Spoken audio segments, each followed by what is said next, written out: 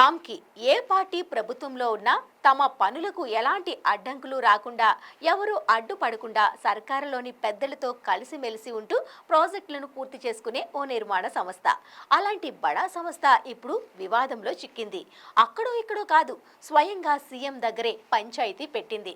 తమను ఇండైరెక్ట్ గా బెదిరిస్తున్నారని, నోటీసులు ఇవ్వడమే కాకుండా తమ సంస్థపై తప్పుడు ప్రచారం చేస్తుందని, నలుగురును వెంటేసుకుని బద్నాం చేస్తుందంటూ రామ్కి యాజమాన్యం ముఖ్యమంత్రి దగ్గర ఫిర్యాదు చేస్తుంది. అయితే తాము స్వయంగా చేస్తుందేమీ లేదని, శ్మశాన వాటిక స్థలాన్ని కబ్జా చేసి అక్కడ కమర్షియల్ నిర్మాణాలు చేస్తున్నారని, చెత్త చెదారం వేసి చుట్టూరా దుర్గంధం వ్యాప్తి చెందేలా రామ్కి సంస్థ చేస్తుందని అక్కడి ప్రజలు ఫిర్యాదులతోనే తాము పరిశీలన చేశామంటూ ఇటు హైడ్రా చెప్తోంది.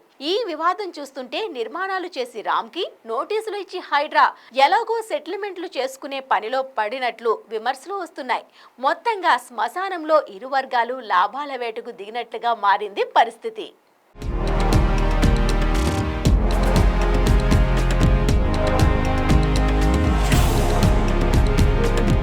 శ్మశాన వాటిక స్థలాలను కబ్జా చేసి నిర్మాణాలు చేస్తున్న రామ్కీ సంస్థకు హైడ్రా నోటీసులు ఇవ్వడంతో వివాదం మొదలైంది. దీనిపై రామ్కీ యాజమాన్యం సీఎం దగ్గర పంచాయతీ పెట్టేందుకు సిద్ధమైంది. ఇప్పటికే ఓ ప్రభుత్వ సలహాదారుడి దగ్గర రామ్కీ యాజమాన్యం రాయబేరానికి దిగింది. ఉద్దేశపూర్వకంగానే హైడ్రా తమ సంస్థను బద్నాం చేస్తుందని, తమకు కేటాయించిన భూమి పరిధిలోకి మీడియాతో వచ్చి హడావిడి చేశారంటూ వివాదానికి ఆజ్యం పోస్తుంది. అయితే తమపై ఫిర్యాదులుంటే ముందుగా తమ వివరణ అడగాల్సి ఉందని, కానీ మీడియా స్థానికులతో కలిసి వచ్చి ఎందుకు హడావిడి చేశారంటూ ప్రశ్నిస్తుంది.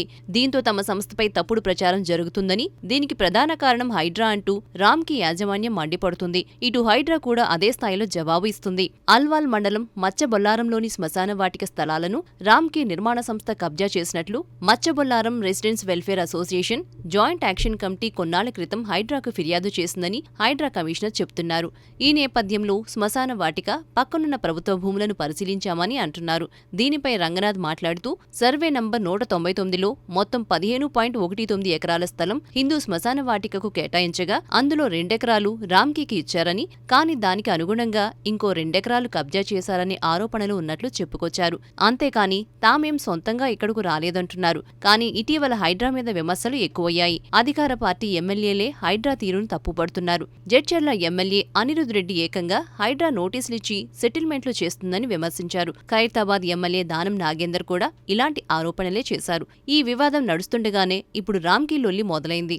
మొత్తంగా రామ్కీ పంచాయతీ ఇప్పుడు ప్రభుత్వ వర్గాలు అటు నిర్మాణ రంగంలోనూ హాట్ టాపిక్ గా మారింది. అంతేకాదు తమ మీదకే వస్తారా అంటూ సీఎం దగ్గర పంచాయతీకి దిగింది ఓ మాజీ ఎమ్మెల్యే. ప్రభుత్వ సలహాదారుడిగా ఉన్న నేత దగ్గరకు వెళ్లి సీఎంతో మాట్లాడాలంటూ ఒత్తిడి మొదలుపెట్టింది.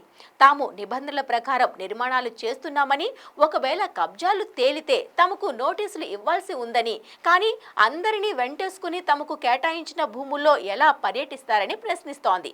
దీంతో మళ్లీ హైడ్రా మీద అంతర్గత ఆరోపణలు చేసినట్లుగా మారింది. అంటే నలుగురిని వెంటేసుకుని వచ్చి తాము భయపడేలా చేసి హైడ్రా చెప్పినట్లు వినాలా అనే తీరుతో పంచాయతీకి దిగింది.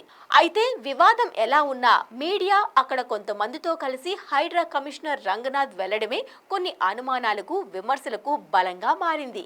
మరి దీనిపై సీఎం దగ్గర ఏం తేలుతుంది? పంచాయతీ ఎలా తెగుతుంది? చివరకు గెలిచేది రామ్కీనా, హైడ్రానా అనేది చూడాల్సిందే.